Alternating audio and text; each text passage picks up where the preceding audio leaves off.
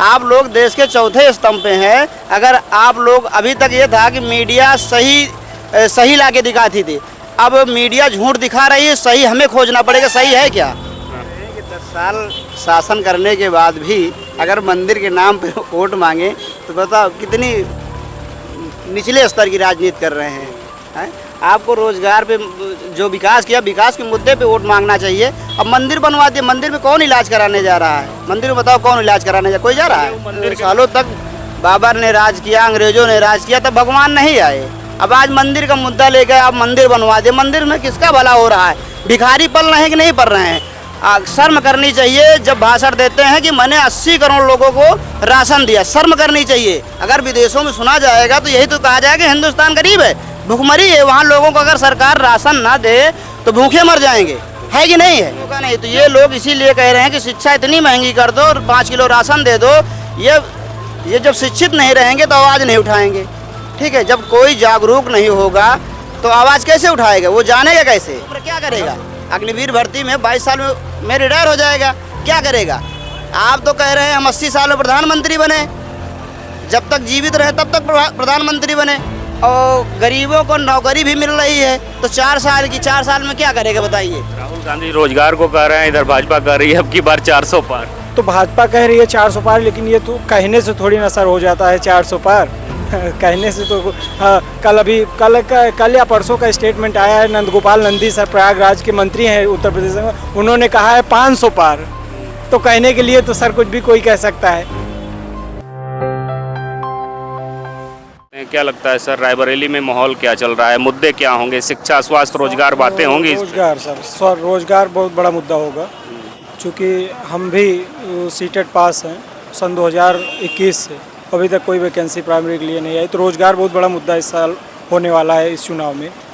और विकास भी मुद्दा है, कांग्रेस ने यहाँ काफ़ी ज़्यादा विकास किया है। और रोज़गार तो विशेष रूप पे हम बता ही रहे हैं कि कोई भी वैकेंसी नहीं आ रही, जो भी वैकेंसी आई हैं भी क्लियर नहीं हुई हैं। 6-7 वैकेंसियाँ ऐसी हैं जो अभी आई हैं, फॉर्म डाले कई महीने हो गए लेकिन अभी तक क्लियर नहीं हो पाई हैं। तो इसलिए रोज़गार बहुत बड़ा मुद्दा हम लोगों के लिए रहने वाला है। तो यहीं के लिए केवल रोजगार बड़ा मुद्दा रहने वाला है या पूरे देश के लिए? पूरे उत्तर प्रदेश के लिए बड़ा मुद्दा रहने वाला, पूरे देश के लिए रहने वाला है। जैसा कि राहुल गांधी ने कई बार ये कह चुके हैं कि हम 3 करोड़ रोजगार देंगे, तो इसलिए जो है पूरे देश में ये रोजगार बहुत युवाओं के लिए तो खास करके बहुत बड़ा मुद्दा रहने वाला है। राहुल गांधी रोजगार को कह रहे हैं, इधर भाजपा कह रही है अब की बार 400 पार। तो भाजपा कह रही है 400 पार, लेकिन ये तो कहने से थोड़ी ना सर हो जाता है 400 पार। कहने से तो कल या परसों का स्टेटमेंट आया है, नंदगोपाल नंदी सर प्रयागराज के मंत्री हैं उत्तर प्रदेश में, उन्होंने कहा है 500 पार। तो कहने के लिए तो सर कुछ भी कोई कह सकता है। अच्छा, अभी राम मंदिर के बारे में कुछ भाजपा कार्यकर्ता मिले थे, कह रहे थे कि राम मंदिर बनवा दिए। राम मंदिर बन गया, बहुत अच्छा बात है। राम मंदिर बन गया, सभी लोग दर्शन करने जाएंगे, हम भी जाएंगे। राम मंदिर तो बन गया सर, भाजपा के गवर्नमेंट शासनकाल में बना है, आदेश पे सुप्रीम कोर्ट के बना है। तो कोई भी गवर्नमेंट होती, अगर सुप्रीम कोर्ट आदेश करती कि राम मंदिर इस तारीख को बनना है, तो कोई भी गवर्नमेंट होती तो क्या उसको रोक देती? वो तो बनना ही था। तो राम मंदिर बना, ठीक, हम भी जाएंगे दर्शन करने, अभी पहुंच नहीं पाए। यहाँ टक्कर वक्कर है कि राहुल गांधी एक तरफा? नहीं, टक्कर नहीं है सर, राहुल गांधी एक तरफा चुनाव जीत रहे हैं। कितने वोटों?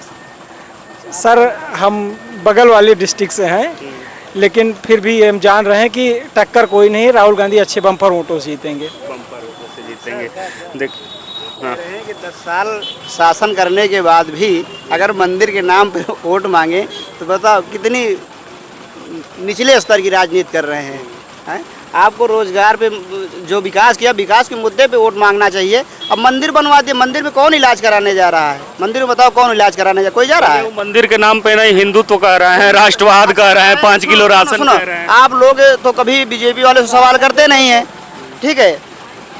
44 जवान शहीद हुए थे, उसकी अभी तक कोई जांच हुई? किसी ने, बड़े नेता ने जाके उनको अनुदान दिया? किसी बॉलीवुड ने जाके अनुदान दिया? मंदिर में जाके अनुदान दिया, वहाँ अपना ज़मीन खरीदे, वहाँ पैसा इन्वेस्ट करे, तो अपनी कमाई के लिए किए। 44 जवान शहीद हुए, बताइए किस नेता, कौन से बीजेपी नेता ने गए उनके परिवारों को अनुदान देके उनका परिवार सुरक्षित रहे? किसने दिया? आज तक कोई जांच हुई? आप लोगों ने सवाल किया? नहीं किया। क्यों नहीं किया भाई? इसीलिए 10 साल से मोदी जी कोई प्रेस कॉन्फ्रेंस किए? प्रेस कॉन्फ्रेंस करेंगे तो आप सवाल करेंगे। आप हमसे सवाल कर रहे हैं तो हम जवाब दे रहे हैं। तो आप अगर मोदी जी से सवाल करें तो उसका जवाब दें। प्रेस कॉन्फ्रेंस क्यों बचते हैं? आप लोग सवाल करिए ना। आप लोग देश के चौथे स्तंभ पे हैं। अगर आप लोग अभी तक ये था कि मीडिया सही ला के दिखाती थी, अब मीडिया झूठ दिखा रही है, सही हमें खोजना पड़ेगा। सही है क्या बताइए? चुनाव हो रहा है, होल्डिंग बहुत सारी लगी हैं बीजेपी वालों के। अभी डिग्री कॉलेज पे चले जाइए, क्यों होल्डिंग नहीं उतर रही? विपक्ष की तो उतर रही, विपक्ष के लोग अभी हमको बोलते देख लिया जाएगा, कहो जेल हो जाए, लेकिन हिम्मत करके बोलना पड़ेगा। लोकतंत्र में अधिकार है, अपने अधिकारियों को तो कहना ही पड़ेगा। जेल से क्यों डरना है? निर्वाचन आयोग पे भी सवाल खड़े होते हैं। बिल्कुल खड़े होते हैं। आप लोग दिखाइए ना। हम तो अभी गए थे डिग्री कॉलेज में, मोदी जी की गारंटी की फोटो केवल लगी है, तो हटना चाहिए ना। आप लोग बताइए, हटना चाहिए कि नहीं हटना चाहिए? बिल्कुल हटना चाहिए। आचार संहिता क्या प्रशासन नहीं देख रहा है? बेंच चौराहे पे लगी है, प्रशासन नहीं देख रहा। दूसरे की लग जाए जेल चला जाए, दूसरे की फोटो लग जाए जेल चला जाएगा। तो ये सब सारे सवाल हैं। सवालों से बचना चाहते हैं, केवल मंदिर हिंदू मुसलमान पे चुनाव लड़ना चाहते हैं। लोग पढ़ लिख लिए हैं, जागरूक हैं। अगर अब की बार सत्ता परिवर्तन नहीं होगा तो चुनाव भी नहीं होगा। ये लोग फिर ज़बरदस्ती पहले जैसा। भगवान कहाँ थे बताएं? इतने सालों तक बाबर ने राज किया, अंग्रेजों ने राज किया, तब भगवान नहीं आए। अब आज मंदिर का मुद्दा लेकर आप मंदिर बनवा दे। मंदिर में किसका भला हो रहा है? भिखारी पल रहे हैं कि नहीं पल रहे हैं?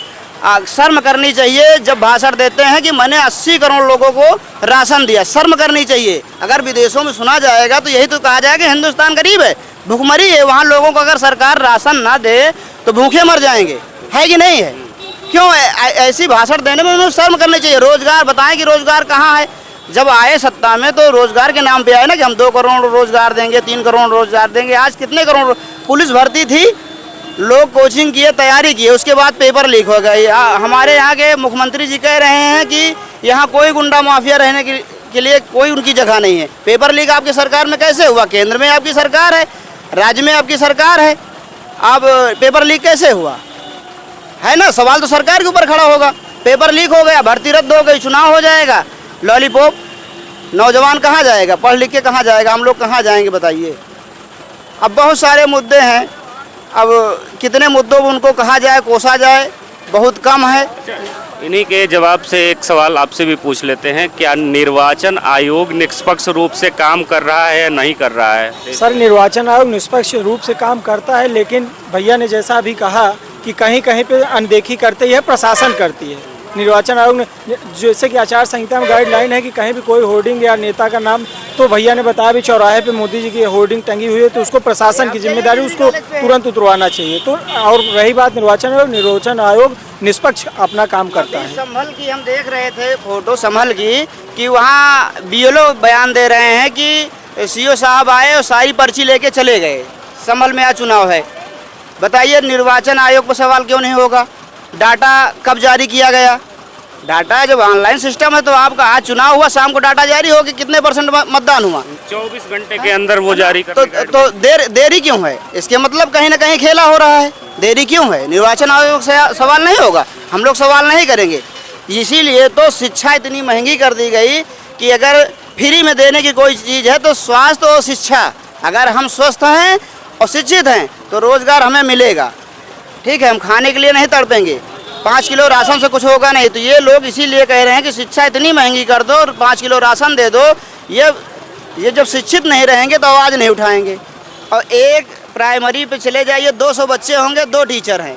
ये हमारे देश की व्यवस्था है, ये लोकतांत्रिक देश की व्यवस्था है। अगर ये व्यवस्था परिवर्तन में नहीं जाएगी तो आगे आने वाली व्यवस्था क्या होगी? आप खुद सोचिए, बताइए। अंगूठा छाप नेता के पीछे 40 जवान शहीद हो जाएंगे, कोई दर्जा नहीं। 73 साल बाद मोदी जी कह रहे हैं एक बार मेरी सरकार और आनी चाहिए, एक बार मोदी सरकार। 22 साल का लड़का रिटायर होके आएगा तो बाकी उम्र क्या करेगा? अग्निवीर भर्ती में 22 साल में रिटायर हो जाएगा, क्या करेगा? आप तो कह रहे हैं हम 80 साल में प्रधानमंत्री बने, जब तक जीवित रहे तब तक प्रधानमंत्री बने। और गरीबों को नौकरी भी मिल रही है तो 4 साल में क्या करेगा बताइए? आप बताइए 4 साल में क्या करेगा? लेकिन आप लोग खुद सवालों से बचते हैं कि सवाल हमको करना ना पड़े, नहीं तो नौकरी चली जाएगी, है ना? नौकरी से आप डरते हैं। अगर नौकरी वाले हम भी होते तो हम भी सवाल ना करते, भाई नौकरी चली जाएगी, हमारी कौन सी नौकरी जाना है? ठीक है, जब कोई जागरूक नहीं होगा तो आवाज़ कैसे उठाएगा, वो जानेगा कैसे? अगर सोशल मीडिया ना हो तो आज तक नहीं, इसलिए कि सही आप नहीं दिखाएंगे। अगर अभी 10 डिबेट लेंगे तो बीजेपी वालों के डिबेट मोबाइल पे डाल देंगे, हमारा डिबेट डिलीट कर देंगे, है ना, ऐसा ही है। तो जब सोशल मीडिया पे लोग देखेंगे तो कहेंगे भाई बीजेपी का माहौल है, यहाँ कांग्रेस का कुछ है ही नहीं है, हम लोगों का डिबेट आप डिलीट कर देंगे। अगर डाले तो आपका कौन सा चैनल है अभी हम देखेंगे।